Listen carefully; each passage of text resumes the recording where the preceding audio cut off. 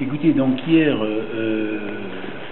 depuis lundi, donc j'ai fait voter les conseils scientifiques, conseil des études et de la vie universitaire, et hier le conseil d'administration qui est seul habilité à prendre des décisions. Et ce que je peux dire, c'est que 2/3 des membres de l'université sont très fortement partisans d'une accession à l'autonomie et aux compétences élargies à partir du 1er janvier 2010. Donc c'est une décision importante puisque, vous savez, la loi dite LRU programme un passage aux compétences et aux responsabilités, aux compétences élargies aux responsabilités, ce qu'on appelle en jargon RCE, responsabilité et compétences élargies, à l'horizon 2012. Donc on peut y passer en 2009, 2010, 2011 ou toutes les universités y participeront en 2012. Nous avons fait le choix d'attendre un an pour réformer la gouvernance de l'établissement, la structurer, la renforcer et de passer en 2010. Ça a été décidé à une très large majorité par les 3 conseils. Concrètement, cela va vous apporter davantage de moyens financiers? Alors concrètement, cela signifie que désormais nous sommes pleinement en mesure de gérer notre budget nous-mêmes, c'est-à-dire de définir comment nous allons affecter ce budget à nos différentes missions, c'est-à-dire la recherche, l'enseignement, la valorisation de la recherche, la formation continue, les activités internationales, les activités culturelles, etc. Donc ça, c'est une autonomie très forte qui nous donne des marges de manœuvre.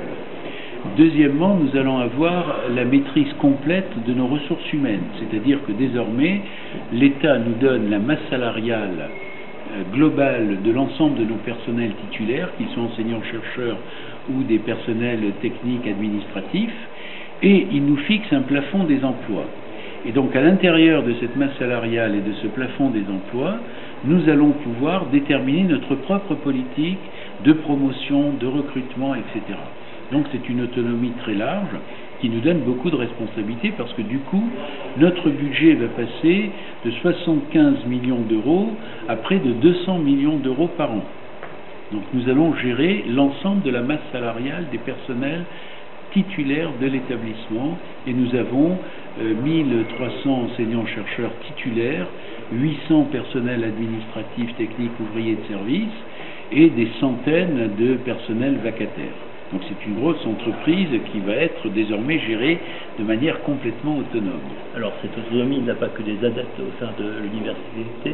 Certains ont même voulu vous empêcher de vous expliquer au campus Saint-Jean-d'Angély et l'incident a même fait le buzz sur Internet. Alors qu'est-ce que ça vous inspire? D'abord que je trouve assez peu moral de vouloir attirer le président dans un guet-apens en filmant que la partie qui intéresse et de façon à ce qu'on crée un incident, parce que ce qui n'a pas été filmé, c'est que pendant 10 minutes, j'essaye de parlementer avec ces étudiants pour leur expliquer que la conférence leur est ouverte et qu'ils peuvent poser des questions et discuter avec le président. Donc je me heurte à un blocage.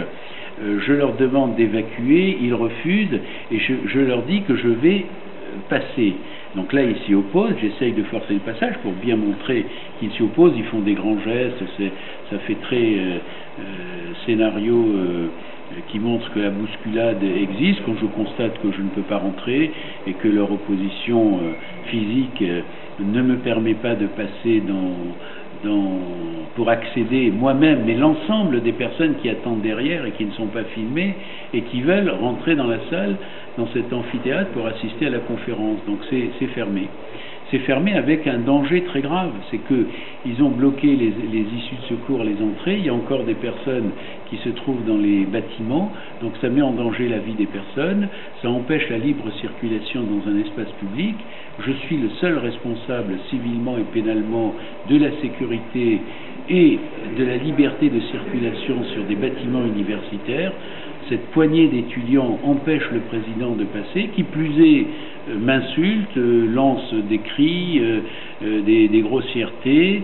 Je suis amené à les menacer de les traduire devant le conseil discipline et de déposer plainte pour dégradation de bâtiments publics. vous avez ou vous allez demander l'évacuation complète du campus Saint-Jean-d'Angély? Non, mais le campus est évacué parce que après ma conférence qui a eu lieu quand même si on a trouvé devant la porte de l'amphithéâtre, ils avaient démonté des portes, mis devant la porte pour empêcher de passer un vrai barrage. Enfin, il y a des portes démontées qu'ils avaient arrachées dans les toilettes, ils avaient mis des cendriers, des tables, des chaises. Enfin, c'était Capharnaüm. On a quand même réussi à dégager l'entrée. Ma conférence a eu lieu et après la conférence, je leur ai dit que désormais, je n'acceptais aucune entrave à la libre circulation sur le campus Saint-Jean-d'Angély, comme sur n'importe quel campus de l'université.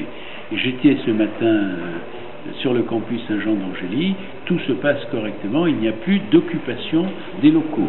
Et s'il y avait occupation des locaux, j'irais de nouveau demander à ce que ce soit évacué. Et si ça ne l'était pas par la persuasion, je demanderai aux forces de police de faire évacuer et d'assurer la liberté de circulation dans les locaux universitaires et surtout la sécurité de personnes et la liberté pour les personnels de l'université de travailler. Aujourd'hui, quelle est la situation concernant cette fois les examens?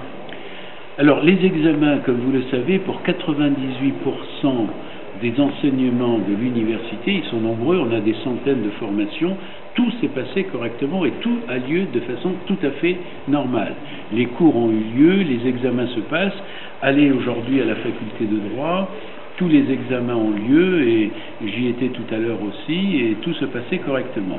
Il y a quelques disciplines et quelques unités d'enseignement dans lesquelles les cours n'ont pas eu lieu à un rythme suffisamment soutenu. C'est en psycho, c'est en histoire et c'est en sciences du langage. Sur ces trois disciplines, nous avons reporté de 2 semaines la fin des cours et nous avons demandé aux enseignants de rattraper leurs cours et de faire en sorte que les étudiants aient droit au quantum d'enseignement qui correspond aux engagements de l'université et que les examens puissent se dérouler correctement dans de bonnes conditions avec un véritable contrôle des connaissances.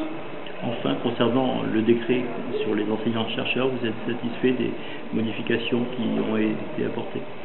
Écoutez, le décret sur le statut des enseignants-chercheurs pose une question de fond. J'ai dit à l'époque que je comprenais les inquiétudes de la communauté universitaire qui, sur cette question, était très large. À savoir quelle est demain l'autonomie des professeurs des universités, des enseignants, chercheurs et des chercheurs. Je crois que la ministre a apporté des garanties. Maintenant, il nous appartient à nous, dans notre propre pratique, d'être extrêmement attentifs aujourd'hui, mais demain, à ce que le statut des enseignants-chercheurs, qui fait la valeur et l'attractivité de ce métier.